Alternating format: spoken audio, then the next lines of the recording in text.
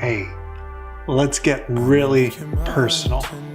I want you to tell me the color of your eyes. Ooh, tell me your height. How much do you weigh? Ooh.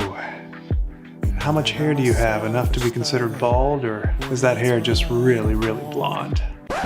Does that make you uncomfortable? Does it?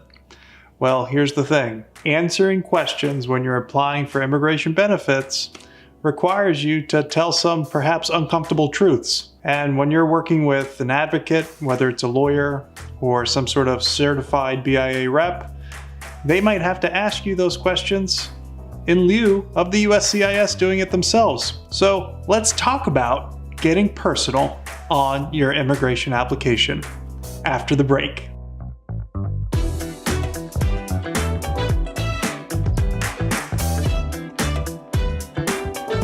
Welcome back, everybody.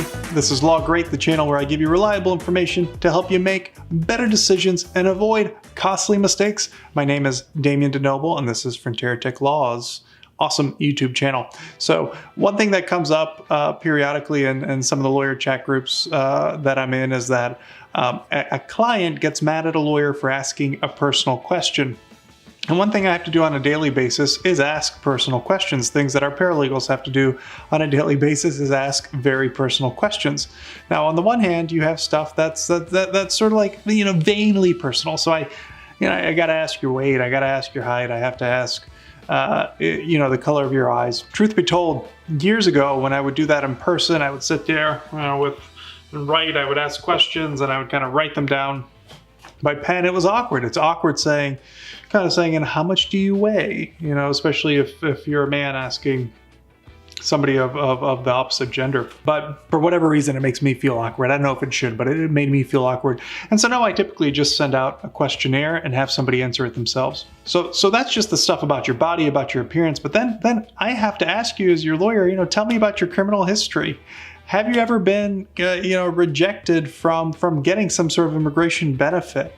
Have you ever done anything that just seems like it's something you shouldn't have done in your status? Have you worked without authorization? Have you, ever tried to cause an insurrection? Have you ever been a prostitute? Did you come to the United States to have more than one marriage? Do you belong to a terrorist cell? Have you ever gotten weapons training for the purpose of overthrowing your own government or the government of another nation? These are questions I have to ask, sometimes because I'm filling out the yes/no portion of a particular form, more often because I'm doing pre-screening for a client to see what their options might be. When I'm talking to clients who might have entered the country without inspection, i.e. entered illegally, i.e. entered and become undocumented, it's really necessary for me to go into the background of, how many times did you enter? What happened? Were you arrested? Were you held in detention? Did you go to a freezer? Did you go to what's called a dog kennel? All of these things are necessary for me to understand the history. But guess what? It's really personal. It's really embarrassing.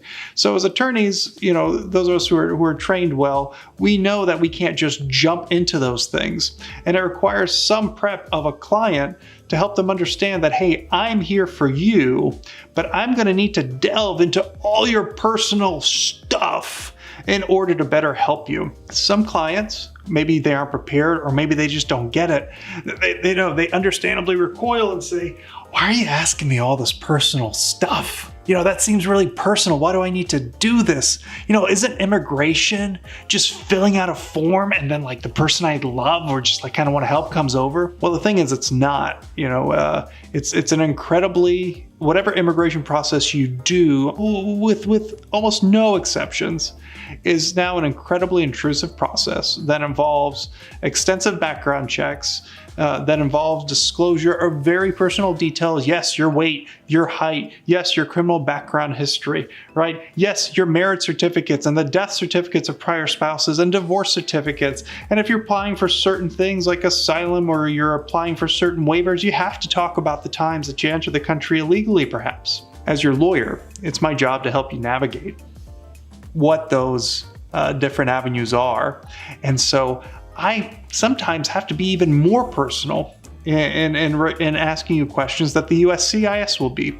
Because at the end of the day, it's better that you and I understand your case better than the government agency, so that we can help you get a better result so that we have an information advantage. So the next time you feel like things are getting really personal with immigration and you're feeling uncomfortable, know that that's kind of supposed to be like what it feels. And if you're not comfortable with that, you have to ask yourself, am I ready to go through this process? And should I talk to somebody to help me understand it better? If you doubt this, it's just coming from this talking head on YouTube, check out any of the websites like Visa Journey, Boundless.com that have lots of information that talks about this, and you'll see what kind of commitment this requires. One more thing. I had a call today that kind of triggered all this, and it triggered all these posts that I would see on these different lawyer groups and all these conversations I've had with clients. I had somebody call about a K-1 visa. And it was somebody that it was very cute meet, right? They met their loved one on an RPG game. I forget which one, maybe World of Warcraft. And they'd never met this person in real life. They chatted with them always on different text messages. And they're like, well, we want to get married. I want to marry this person. Things are not great in their home country, and we care about each other, and I can't stand by and do nothing.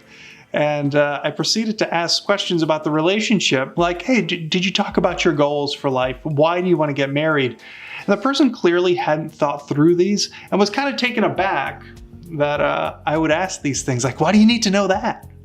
Well, I need to know that because on your K-1 fiancé visa application, you need to demonstrate that you know that. You need to know who you're getting married to, why you're getting married. And it turned out this person hadn't even met the other person in real life. They just continued this relationship for a long time online. I suggested that they, meet in a third country and do some other things. But the point is they were taken back by what to me were very straightforward questions. And I wanted to be like, hey, I didn't even get personal yet. I haven't even scratched the surface.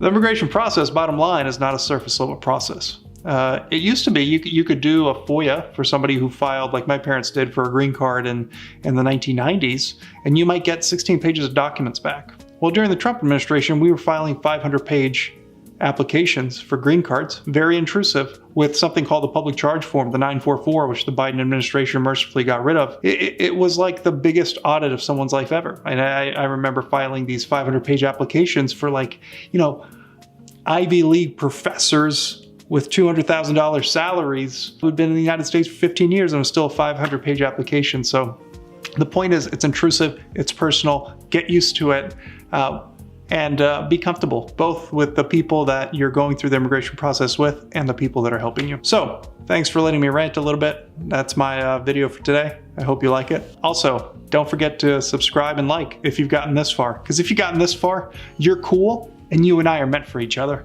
We're meant to see more videos together. So go ahead and subscribe. Thanks a lot.